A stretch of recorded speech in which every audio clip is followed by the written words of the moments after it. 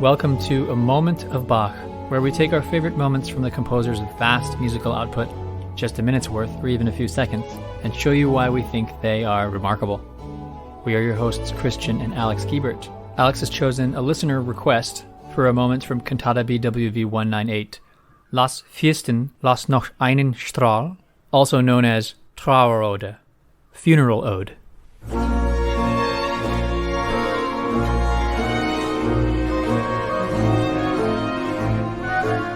Queen Christiane Eberhardine was notable for being a Lutheran, just like Bach was, but not just for being a Lutheran, for her refusal to convert to Catholicism when her husband, August II, who was the Elector of Saxony at the time, became King of Poland. So she, now known as the Queen Consort, decided to spend the rest of her time not in Poland, but rather in what is now Germany. And that's why she got a really special honor at her funeral in Leipzig. Enter J.S. Bach, who was asked to write a special ode of mourning, or song, or cantata, really, of mourning for the late queen.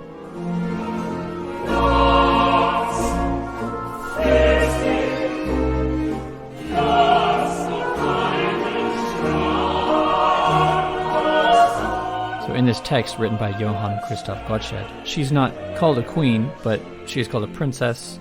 She's called a heroine of Saxony. She's called a miracle and a paragon of queens.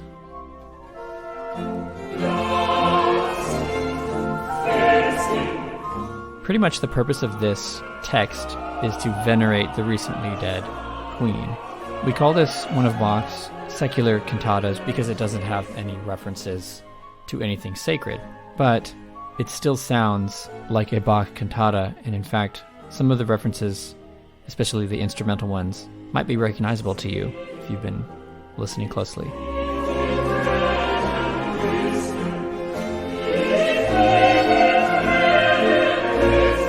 This is from a report on the funeral. It says, Kapellmeister Johann Sebastian Bach had composed this music of mourning in the Italian style, with harpsichord, which Mr. Bach himself played, organ, violas da gamba, lutes, violins, recorders, transverse flutes, etc., half being heard before and half after the oration of praise and mourning.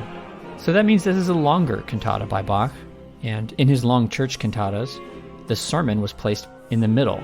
There was a part 1 of the cantata, sermon, then part 2. Here, instead of a sermon, it was a eulogy.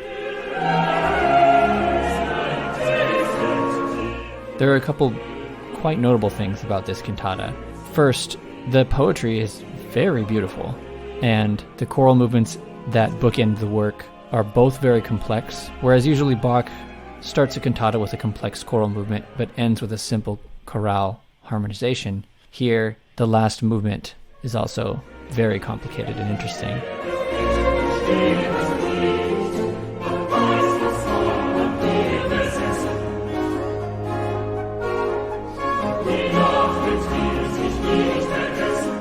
One thing I love about this movement in particular, besides the fact that it has almost a jig quality, which seems kind of off for a funeral, but it works. It's minor, and you can hear the mourning in there.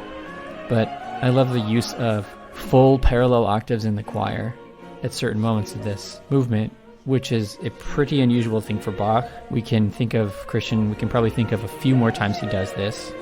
I was just showing you this, Christian, and you mentioned he does it in the Hosanna in the Mass in B minor, but it's only for a second on that one. Hosanna, Hosanna. What's another time, Christian, that you remembered? It's just for a second in a very impactful moment in the St. Matthew Passion. Like, this is God's Son, is the words. Yeah.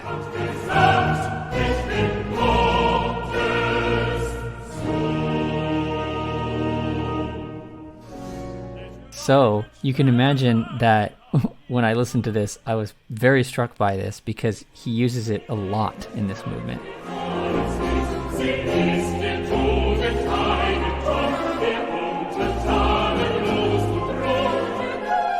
The text in this cantata is very particular to the experience of the people of this area.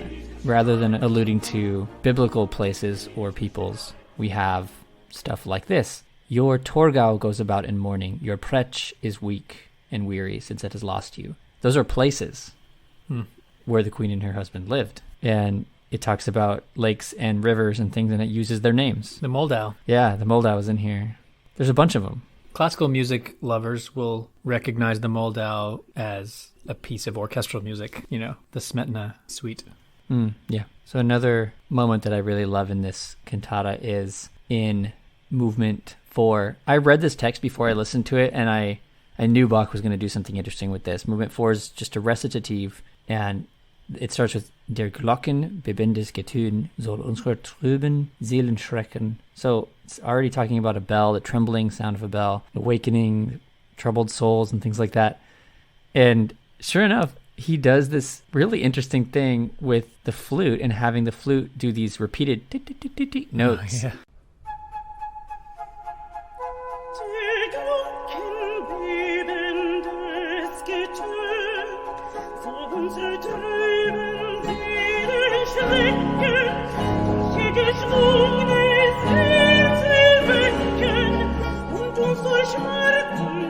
Which he does in the cantata, BWV 8. In that one, it has a very unusual flute part at the beginning of that cantata, with repeated flute notes in a similar fashion. And in that one, he is also talking about bells. It's way up at the top of the register, and even though the bells aren't in the text right there, it's pretty clear that's what he's going for. I sure wish he would have found some sort of experimental way to use bells as instruments in something like this, but he never did. And he did have a bell stop installed on one of his organs, I read one time. Yes. It's in, you can read in the Bach reader. There's a lot about organ building. Yeah. But he doesn't, that's not like an instrument to him. That's just a part of an instrument. It's an effect. Yeah. Someday on another episode, we will talk about the misattributed work that used to belong to Bach. It has a BWV number, actually. It's like a solo alto movement where 2 bells are used. But sadly, it's not Bach. It was just falsely attributed. Yep. We wonder what Bach might have done with the modern handbell, which is like basically an English instrument. And there's Americanized versions of it that Christian and I are more familiar with since we both are involved with handbell conducting. But, for Bach, this meant like funeral bell is what he was going for here.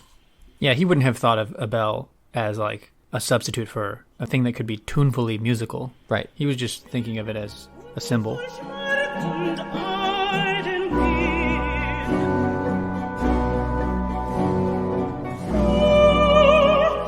So in that recitative movement with the bell, it is about fear.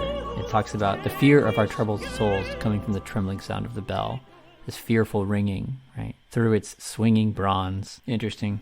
And then we get to the aria, which came from our listener Dave, this suggestion. I think the poetry reaches its peak in this section. It's the beginning of the second part, so this would have been performed right after the eulogy.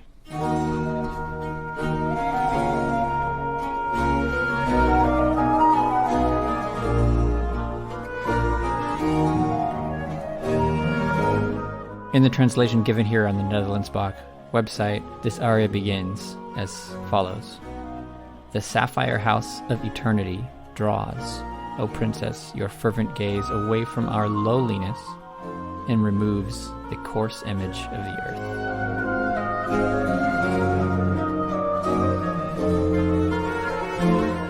The powerful radiance of 100 suns before which our day is midnight and our sun is dark has surrounded your transfigured head.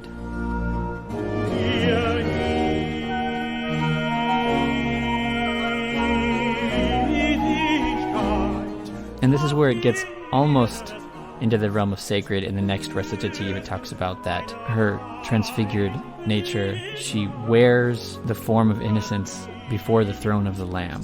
So Gottsched and Bach, I think, can't help but interject a little bit of Lutheranism here.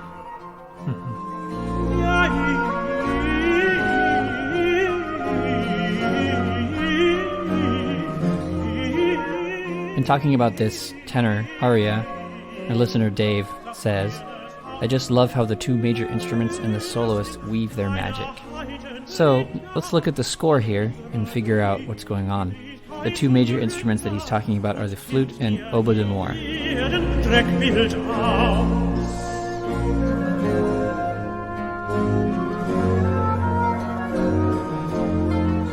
The transverse flute is what we're talking about here. That is similar to our modern flute, not a recorder. And rather than giving these two instruments similar material with imitative style like Bach does a lot, or just harmony with each other, they are actually in counterpoint, and the oboe is doing something basically half the speed of the flute. So the flute gets the faster stuff, and if you listen to the background strings, there's also some interesting texture happening where the continuo is simply playing on beats 1 and 3 of measures of 3.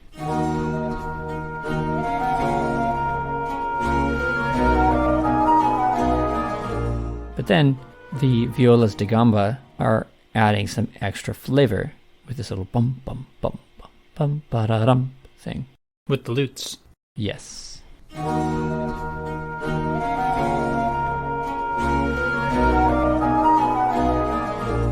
And once you listen for it, you start to hear the suspensions everywhere in Bach. We talked about them last week in the organ chorale prelude on Einen, the third one. And here they are in this also. This and it's like a note will hang over a little extra time and then resolve. And sometimes in Bach, that happens in almost every measure. And this instrumental introduction is an example of that.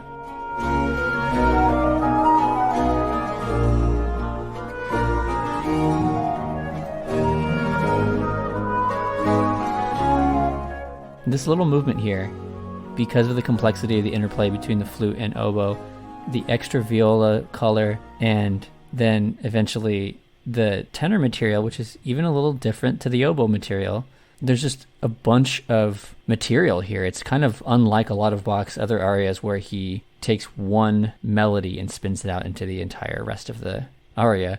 Here, it's kind of like he had an abundance of ideas to fit in here. And it's not even a da capo aria. So that means it's not even like he goes back to the beginning and repeats the first section like he does a lot in arias of this style. No, here he just has a lot to say with the music.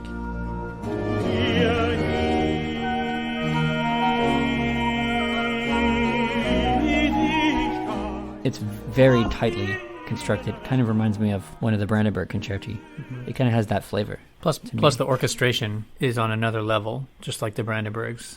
It has that in common, right, as well. Right. Sometimes the Bach arias are like orchestrationally not that interesting, and the interest comes from other things like the beauty of the melody itself, the harmonization of it, the text, and all that stuff. But here, the orchestration is a big part of it, and that's Bach looking ahead a little bit. As was noted in this record of the funeral, it was talked about how Bach composed this in the Italian style, and that was remarkable for this funeral. Because otherwise, why would they have written that, you know? Yeah. It's a wonderful combination of old and new instruments, too. You have the transverse flute, sort of modern, and violins as well. But then you also have lutes and viols. The viola da gamba, 2 of those, and 2 lutes. And that's typical of a funeral theme music. That makes sense. But the combination of both is lovely. Yeah, and were there also recorders in this? Because it's not in the score, it's not in Bach's score. It is mentioned in this record of the funeral, but that's probably not that accurate. I mean, this person who wrote this even put just etc. and didn't really seem to mind about what the... Did they mean flute? They just probably... It was translated from... Was it just translated from flute? But because they put recorders and transverse flutes on here. So, no, I think they either misremembered or maybe a recorder was used. But we get in this score, and we have the original manuscript score for this, so we know it's not supposed to be a recorder. It says 2 transverse flutes. But you never know. Maybe one wasn't available and one needed to be doubled on a recorder.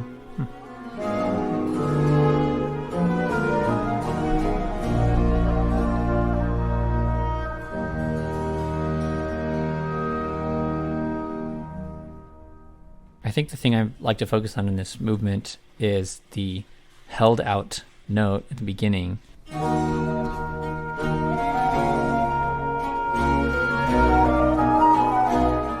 It's a B, the fifth scale degree, and if you listen to the bass motion, it steps down. So I'm going to draw some parallels here, but first listen. Try and hear the oboe note, the sustained note. So try and ignore the flute stuff on the top and listen for the sustained note in the oboe.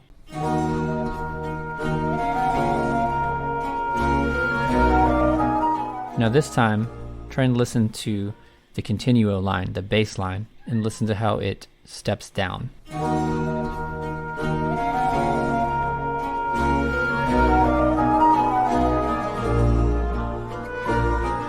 So those four pitches in the bass line remind me of the Erbarme dich from the St. Matthew Passion.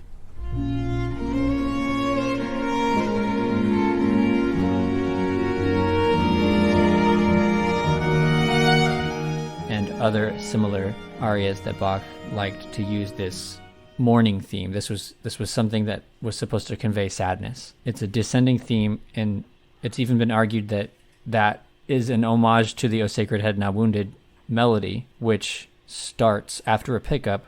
It starts with four descending notes, the same notes. Da, da, da, da, da.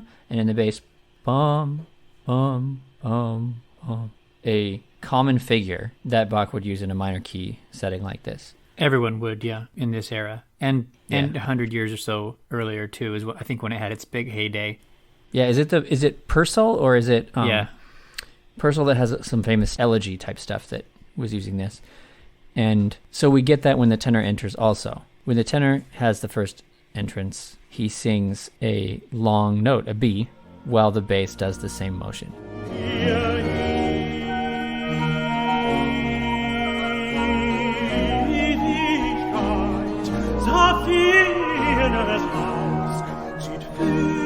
And just like we are used to with Bach, the solo instruments, or in this case the duet of instruments that have the feature stuff, flute and oboe, do not just wait for the singer to be done. They continue to play as he sings. They play in counterpoint with him.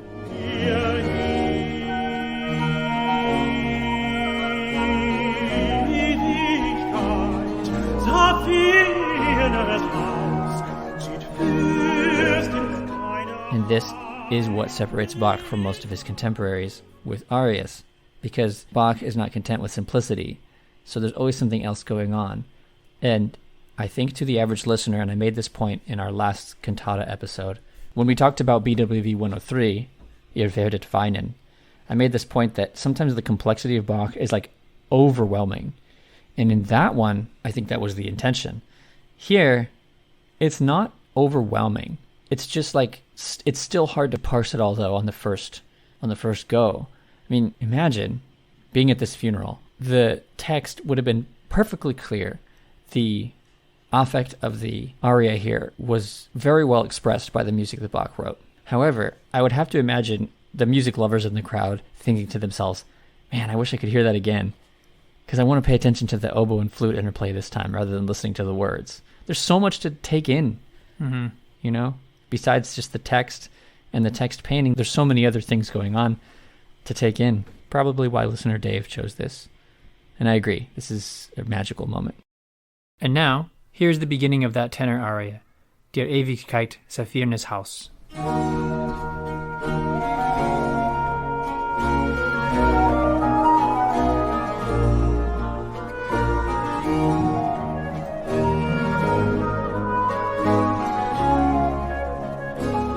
If this introduction to a musical moment has inspired you to hear the rest of the Trauerode, please see the link in the episode description for the performance by the Netherlands Bach Society. Please continue to share this podcast with other people. We'd like to grow our listenership even more. And also, October 9th is Bachtoberfest, 3rd annual. It's our last episode, our last week of the season in this podcast. We take a break and resume early in the next year. But as we get ready for that, we'd like to hear some of your questions. So please send us some of your ideas. This is a good time to send in a request for an episode, but also just anything you want to know about our podcast or have to share with us about your love for the music of J.S. Bach. Also, listeners, this Sunday, October 1st, if you live locally to us in the Southern California area. At my church, I will be conducting a performance of Bach Cantata number 147, Herz und Mund und Tat und Leben. That's the one with Jesu Joy of Man's Desiring in it. It's a free concert, so I'd love to see you there. Come talk to me after. Tell me you're a podcast listener. I love conversations like that. That is at 4 p.m. this Sunday if you live near Orange, California, St. John's Lutheran in Orange. Okay, Christian, what's up for next week's Moment of Bach episode? Next week will be a special episode. We'll get to hear some Bach guitar with guest composer and classical guitarist Giovanni Piacentini, who would like to play for us and share his moment of Bach with us from the Prelude, Fugue, and Allegro BWV 998 for lute, because Bach did write for the lute. And his moment comes from the Prelude, and it sure is a moment of Bach. That's very exciting. Until next time, enjoy those moments.